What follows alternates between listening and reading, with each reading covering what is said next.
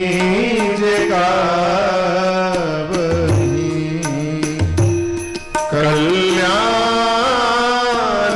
काज विवाह मंगल सर्वदा सुख पावहि। कल्याण काज विवाह मंगल सर्वदा सुख पावहि। सर्वदा सुख पावहि। सर्वदा सुख पावहि। गोस्वामी तुलसीदास जी कहते हैं, यह उमा शंभु विवाह, मां पार्वती और भगवान शिव के विवाह को जो नर हो या नारी हो, या कहे अथवा गाए, सुनने को नहीं कहा, क्या कहे गावहि, जो कहे अथवा गाए। कैसे कहे महाराज? कथा सुने, कल आप लोग कथा श्रवण किए ना, घर में जाकर जो कथा में नहीं आ पाए उनको बिठाकर यदि आप बता रहे कि आज महाराज ने ऐसे ऐसे बताया, ये सुनाया, ये हुआ कहना। और कभी भाव जगे तो श्री रामचरितमानस जी की पोथी को खोलकर और शिव विवाह के प्रसंग के चौपाइयों को गा लेना, ये हुआ गाना। दोनों में से कोई एक काम करे तो गोस्वामी तुलसीदास जी कहते हैं उस जीव का जीवन में सर्वकाल कल्याण होगा। ये कल्याण का मूल है। कल्याण काज क्या? विवाह मंगल सर्वदा सुख पावहि। भगवान शंकर का एक नाम है शिव। क्या नाम है? शिव। शिव शब्द का अर्थ है कल्याण। शिव का क्या अर्थ है? कल्याण। कल्याण की कथा श्रवण करेंगे तो जहां भी रहेंगे जीवन में कल्याण ही कल्याण होता रहेगा। ये भगवान शिव के विवाह की फलश्रुति है। कल की कथा के प्रारंभ में ले चलता हूं। गोस्वामी तुलसीदास जी कथा को तीर्थराज प्रयाग लेकर गए थे।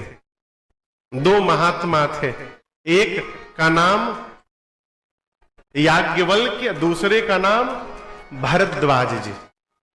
श्री भरद्वाज जी ने याज्ञवल्क्य ऋषि से प्रश्न किया था। याद है प्रश्न? प्रश्न याद है? क्या है?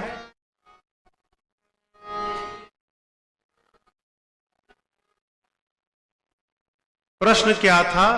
राम कवन। कितना सीधा प्रश्न है, आप दर्शन करिए। क्या प्रश्न था? राम कवन प्रभु मैं पूछाऊं तो ही। याज्ञवल्क्य जी से भरद्वाज जी ने प्रश्न किया था, सीधा प्रश्न, प्रभु राम जी कौन है? और कल की पूरी कथा आपने श्रवण की। याज्ञवल्क्य जी ने एक पंक्ति भी नहीं बताया कि राम जी कौन है। क्या सुनाया? शिव जी और मां पार्वती जी के विवाह की कथा सुना डाली। हम यहां पर आए हैं राम कथा गाने के लिए। कल्पना करिए भागवत बांचने लगे। हाँ?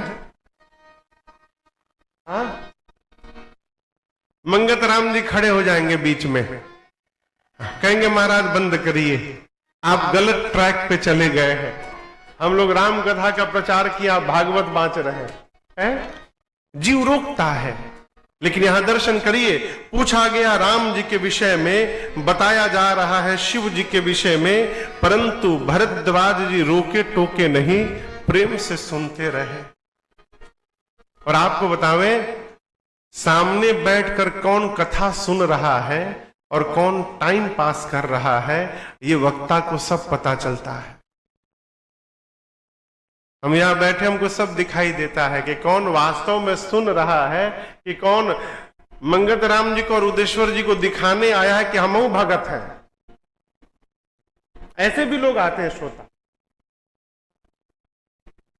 भरद्वाज जी शिव जी के चरित्र को सुनकर गदगद हो गए, मन में सोचने लगे। मैंने पूछा राम जी के विषय में, ये सुना रहे हैं शिव जी के विषय में। शिव कथा सुनकर जब इतना आनंद आ रहा है, जब ये मेरे रघुनाथ जी की कथा सुनाएंगे तो कितना आनंद की वर्षा होगी, इसकी कल्पना करके आनंद बढ़ गया।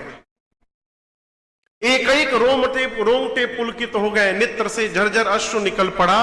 और भरद्वाज जी की इस दशा को देखकर याज्ञवल्क्य ऋषि अपने को रोक नहीं पाए, बोले अहो धन्य तव जन्म मुनीसा, अहो धन्य तव जन्म मुनीसा, तुम ही प्राण सम प्रिय गौरी सा, तुम ही प्राण सम प्रिय गौरी सा।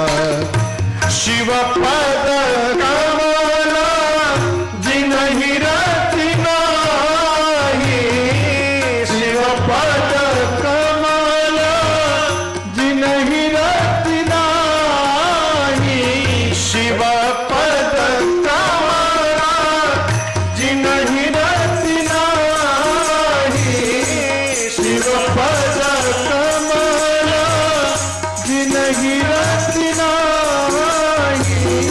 राम ही ते सब नेहु न सोहाई, राम ही ते सब नेहु न सोहाई, राम ही ते सब नेहु न सोहाई, राम ही ते सब नेहु न सोहाई।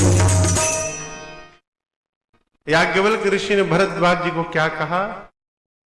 अहो धन्य तव जन्म मुनि,